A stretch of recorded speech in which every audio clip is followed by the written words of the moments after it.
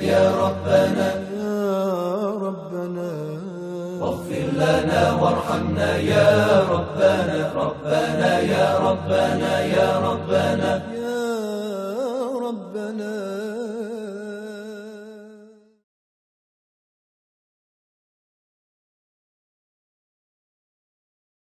أعوذ بالله من الشيطان الرجيم. بسم الله الرحمن الرحيم.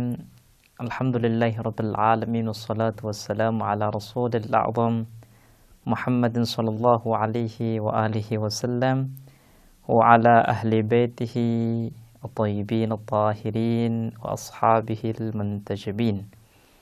أقول لكم السلام عليكم warahmatullahi wabarakatuh. Para pemirsa dan pendengar yang kami hormati, marilah kita ucapkan puja dan puji syukur kepada Allah, dan kita ucapkan salam cinta, salam rindu kepada junjungan kita Nabi besar Muhammad sallallahu alaihi wa alihi wasallam.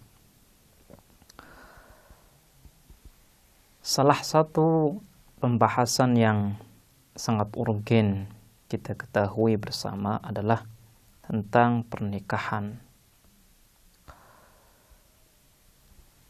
Kelanggengan manusia di muka bumi ini terwujud karena hubungan antara pria dan wanita. Allah Subhanahu wa ta'ala menciptakan kita sebagai makhluk yang memiliki pasangan, sehingga Allah Subhanahu wa ta'ala menanamkan satu kecenderungan dan kecondongan dalam diri kita kepada lawan jenis. Islam adalah agama yang mengajarkan kepada kita tentang keseimbangan dalam kehidupan. Islam tidak mengizinkan kepada kita untuk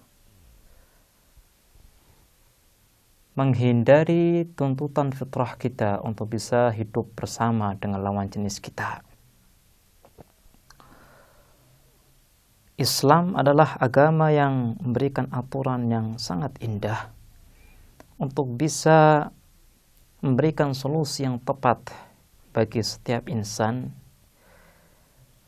demi mewujudkan kebahagiaan dalam dirinya. Ketika kita disebut sebagai makhluk sosial, maka artinya kita tidak akan bisa mendapatkan kebahagiaan tanpa andil orang lain. Bentuk real andil orang lain adalah pernikahan. Allah Subhanahu wa ta'ala dalam Al-Quran atau melewati lisan suci Nabi-Nya memberikan motivasi yang sangat besar kepada kita untuk memasuki kehidupan rumah tangga.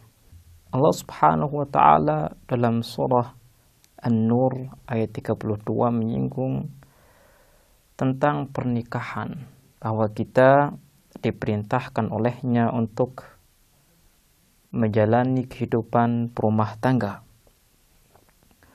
Allah pun memberikan jaminan kepada kita, kalau seandainya kita seorang fakir, seorang yang tidak memiliki banyak harta, maka Allah pun menjamin akan memberikan karunia kepada kita, akan menambahkan rahmatnya kepada kita, di mana Dia berfirman, "Iyakunu fuqara yughnihumullah min fadlih wallahu wasi'un alim." Jika manusia itu fakir, tidak memiliki finansial yang cukup, maka jangan takut untuk memasuki kehidupan rumah tangga. Kenapa? Karena Allah Subhanahu wa ta'ala akan menambah rahmatnya kepada mereka. Allah adalah zat yang maha kaya, zat yang maha kuasa.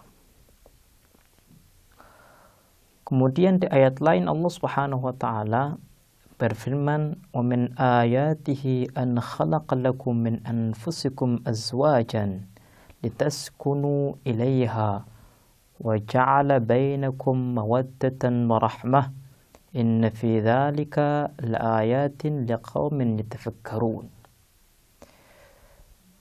Dalam surah Ar-Rum ayat 21 ini Allah Subhanahu wa taala menyinggung tentang dimensi kehidupan berumah tangga, di mana ia menyinggung dan menjelaskan bahwa Allah Subhanahu wa taala menanamkan suatu fitrah untuk hidup dengan lawan jenis kita. Kita diciptakan berpasang-pasang,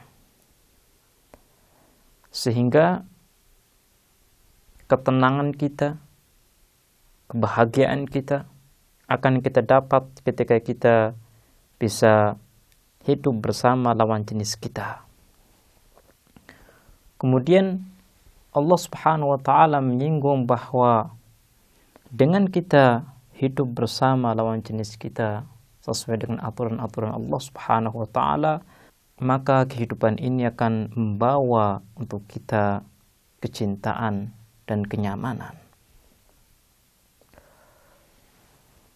Ketika kita melihat tentang kecondongan dan kecenderungan yang ada dalam diri manusia, maka kita memahami bahwa hal ini merupakan tanda kebesaran Allah Subhanahu wa taala. Makanya Allah Subhanahu wa taala di akhir ayat mengatakan inna fi dzalika laayatin liqaumin yatafakkarun. Kalau seandainya kalian ingin mengetahui tanda kebesaran Allah Subhanahu wa taala, maka renungilah fitrah dan kecenderungan untuk hidup bersama yang ada dalam setiap insan. Ini adalah penjelasan Allah Subhanahu wa taala tentang fitrah yang suci yang ada dalam setiap insan untuk bisa hidup bersama dengan orang lain. Al-Imam Baqir alaihi salam pernah menukil satu perkataan indah dari Rasul sallallahu alaihi wasallam yang berbunyi, ma buniya bina'un fil islami ahabbu ilallahi minat tazwij. Tidak ada bangunan dalam Islam yang lebih ia cintai daripada bangunan yang dibangun dari pernikahan. Kemudian di hadis lain Rasul berkata, man tazawwaja ahraza nisfa dinih falyattaqillaha fin nisfil akhar. Barang siapa yang menikah, maka ia telah melakukan sebagian agamanya. Maka bertakwalah kepada Allah di sebagian yang lain. Kalau kita melihat dua riwayat ini, dua perkataan indah ini, maka kita memahami bagaimana Islam memandang tentang pernikahan. Pernikahan bukan hanya metode untuk melampiaskan syahwat kita kepada lawan jenis, tapi pernikahan memiliki arti yang lebih suci, arti yang lebih mendasar dalam kehidupan kita. Salah satu tuntutan yang harus kita jawab adalah tuntutan bagaimana kita hidup dengan tenang. Kalau seandainya seseorang menikah hanya untuk melampiaskan hawa nafsunya, maka ia tidak akan menemukan arti pernikahan yang hakiki. Kenapa? Karena memang kalau kita melihat dalam ayat Al-Quran dan sabda Rasul, bahwa pernikahan memiliki satu dimensi yang sangat luar biasa, di mana dimensi ini akan menjaga manusia dari penyelewengan, di mana dimensi ini akan membawa manusia kepada kesempurnaan. Makanya dalam riwayat lain, sholatnya orang yang menikah lebih baik daripada sholatnya seseorang yang belum menikah.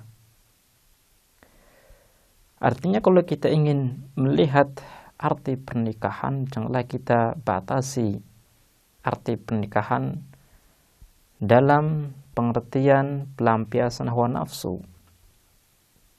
Oke lah, ini merupakan salah satu faidah sebuah pernikahan, yaitu untuk menjawab tuntutan hawa nafsu kita. Tapi ada sesuatu yang lebih tinggi dari itu, lebih suci dari itu, yaitu kita mendapatkan karunia yang agung dari Allah Subhanahu wa taala, yaitu pernikahan bisa menjadikan wasilah atau metode untuk bisa mendapatkan ridho dari Allah Subhanahu wa taala. Dan kita dengan menikah maka kita berusaha untuk mengangkat derajat kita di sisi Allah Subhanahu wa taala, mematangkan pola pikir kita, akal kita. Karena memang orang yang menikah maka sudah pasti banyak problem, banyak tantangan yang akan dihadapi. Dan ketika seseorang bisa bersabar dan bisa bersikap dengan baik, maka ia akan mendapatkan ridho Allah Subhanahu wa taala dan ia akan mendapatkan kesempurnaan yang khusus melewati kehidupan pernikahan. Insyaallah kita akan melanjutkan bahasan ini di kesempatan yang lain. Kita akhiri, wassalamualaikum warahmatullahi wabarakatuh.